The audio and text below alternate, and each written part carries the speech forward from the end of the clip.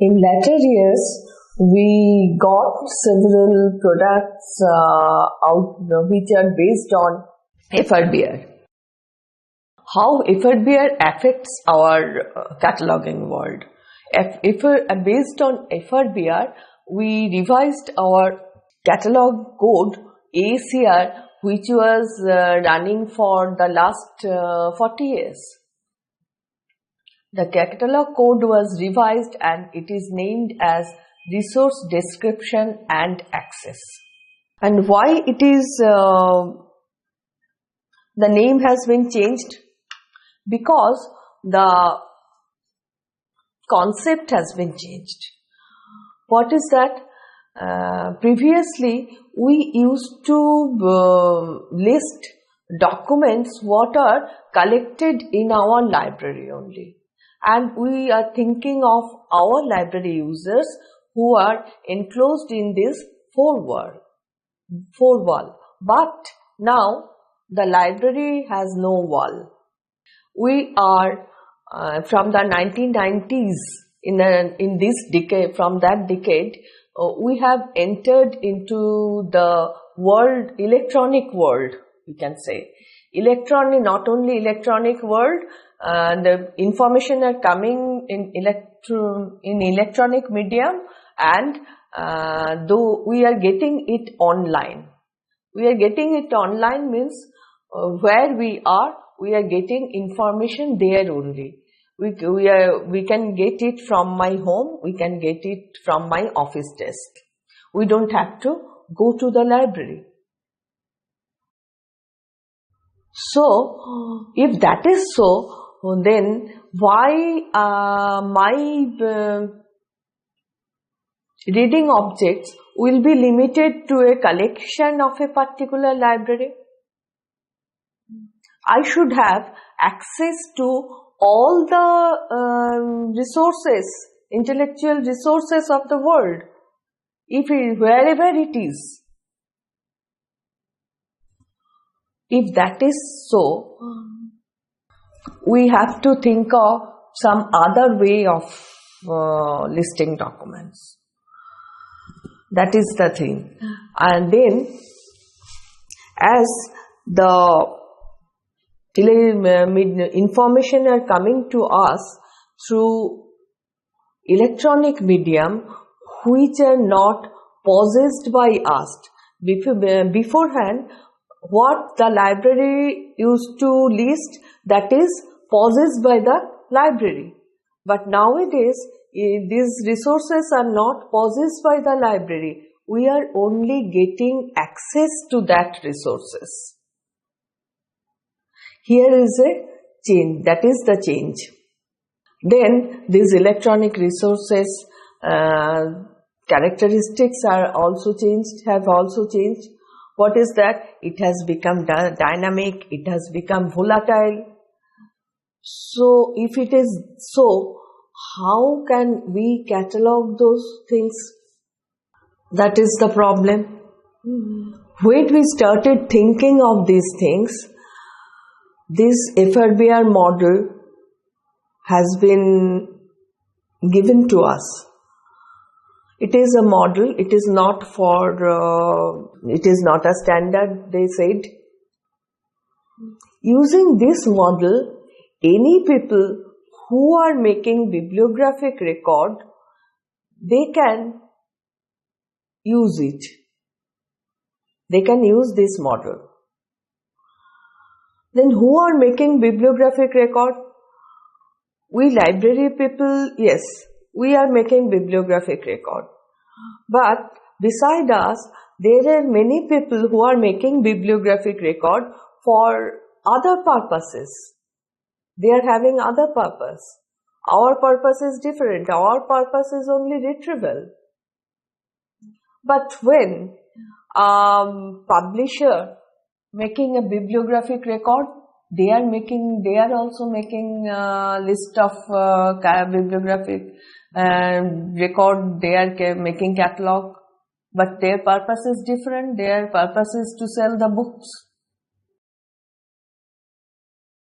When bibliographer is making bibliographic record, they are making bibliographic record just to list the book, just to list the resources. When we are making Indian national bibliography, we are making the exhaustive list of which are being published from India, all the resources. Here, location is not important of that resource. Only we are making the list of books published from India, all the books. Here, location is not important because it is not meant for library users who want to obtain the object. So, different people are making bibliographic records for different purposes. Then there are database providers, bibliographic database providers are there. They are also giving list of, they are also making bibliographic record.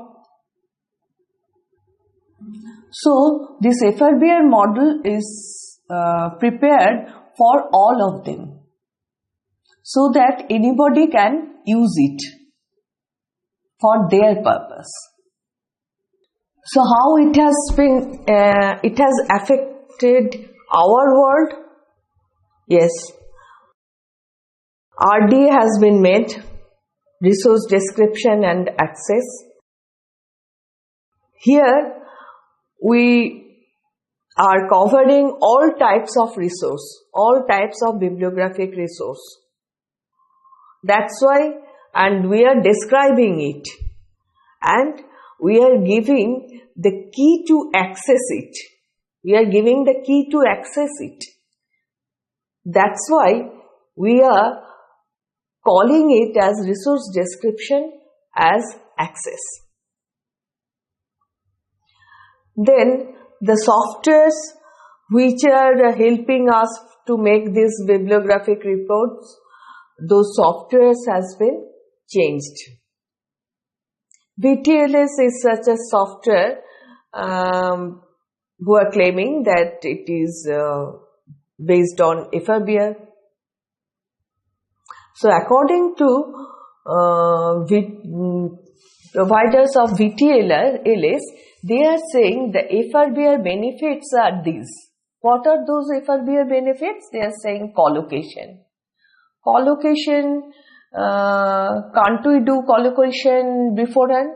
Yes, we could, but to a limited extent.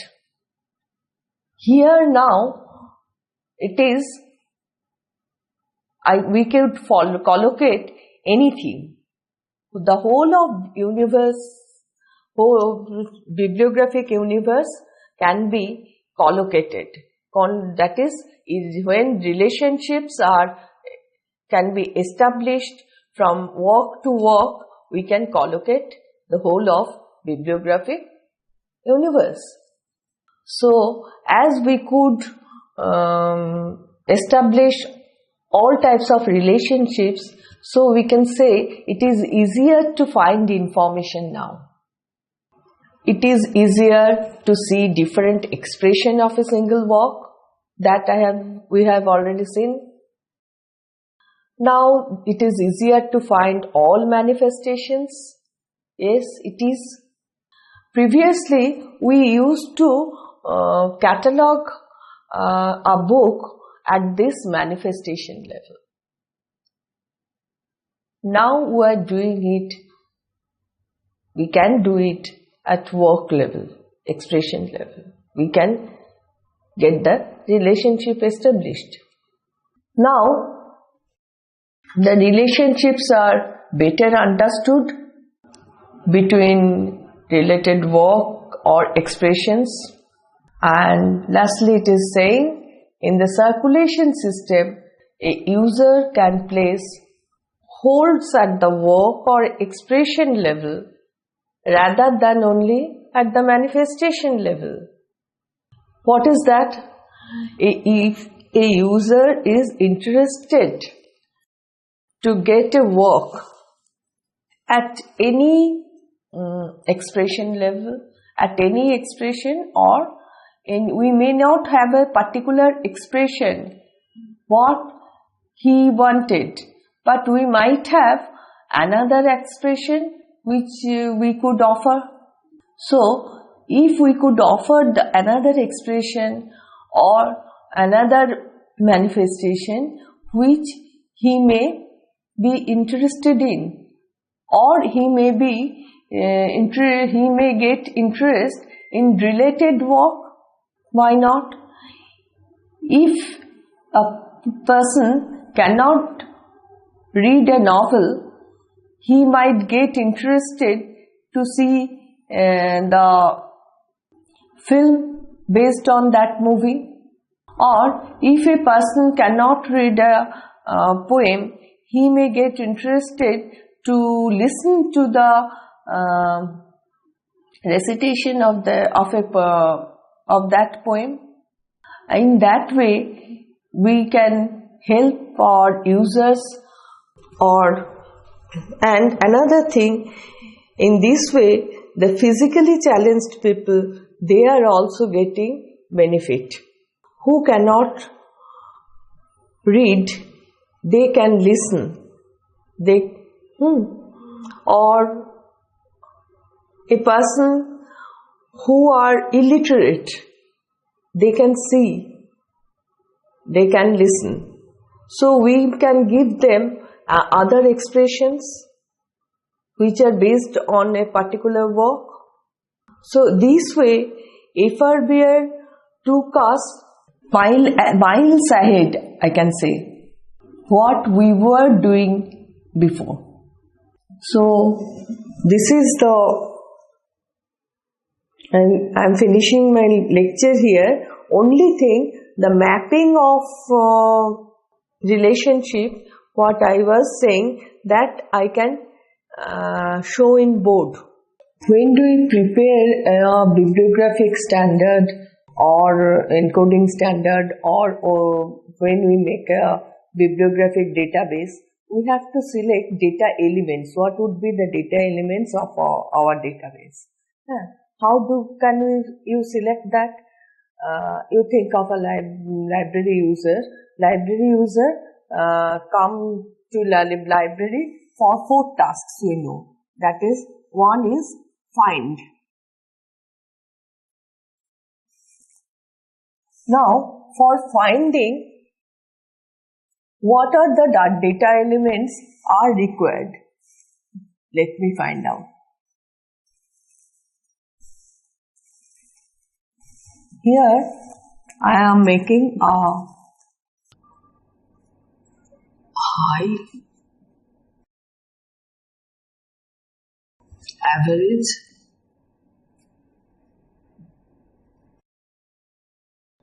and low. Suppose first of data element is title. For title, for finding, it is where you place it, that is high. This is highly required for finding a document. Title. Author, that is also highly required for finding a document. But when I am saying edition,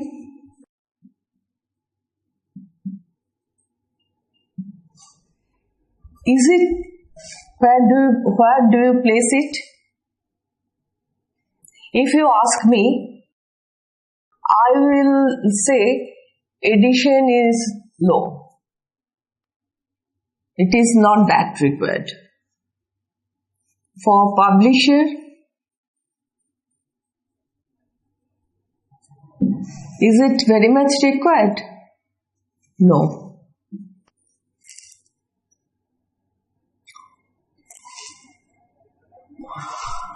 But when you say year of publishing, year of publishing. Is it very much required? No, that much it might be average. So this way you can place the data elements and see which are the elements are very much required for this work, and take those data elements for your database. Select those data elements for your database. Similarly, now take the objective, now take the function identify. For identifying which data elements we require most. Title, yes. Title would be in high scale. Title will be in high scale.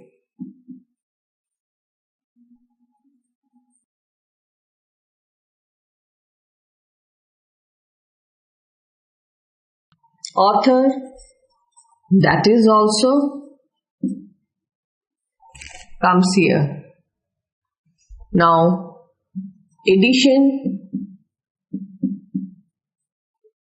comes to average. Publisher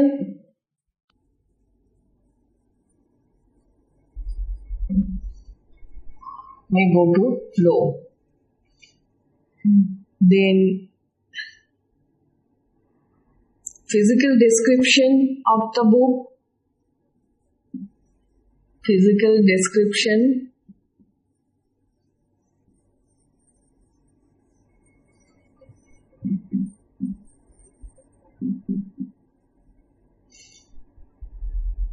Maybe very low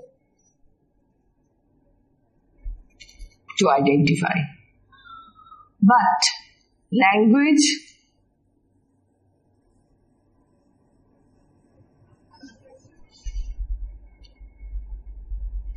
average. So this way you put the things and find out what are the elements are needed for to identify the documents, and this way the select will come and obtain also will come. For selecting, language will come to language for selecting a document.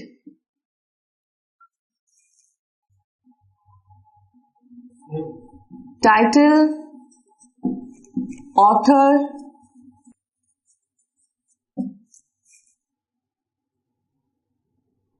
will get high preference, and language will also will get high marks. Edition also may get high, but the place of publication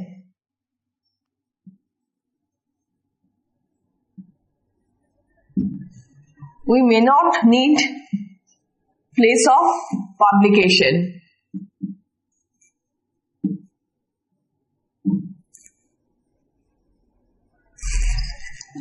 We may not get need place of publication.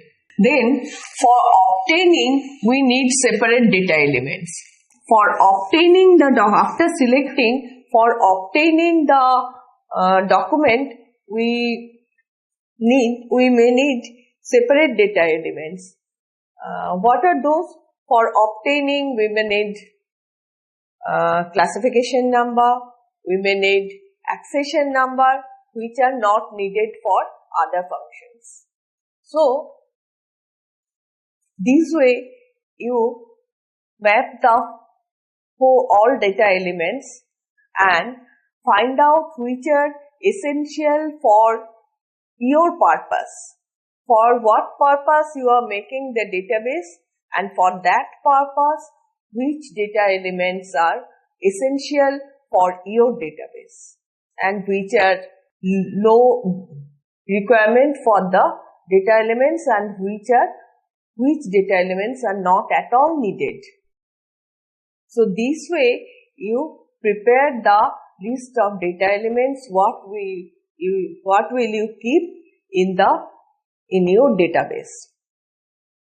So this is FRBR gives you the scientific basis, gives you the foundation by which you prepare the bibliographic record, by which you prepare the bibliographic database, and anybody, not only the library people, anybody who are dealing with bibliographic records can base their work on this model. It is the basic model, basic scientific model on which we can prepare our database, on which we can work. So what we have learned today? We have learned today what is FRBR model and why this FRBR model has come into being, why IFLA has made it in 1998, and what are the benefits of FRBR model, and on the basis of this FRBR model, how future bibliographic world has been evolved.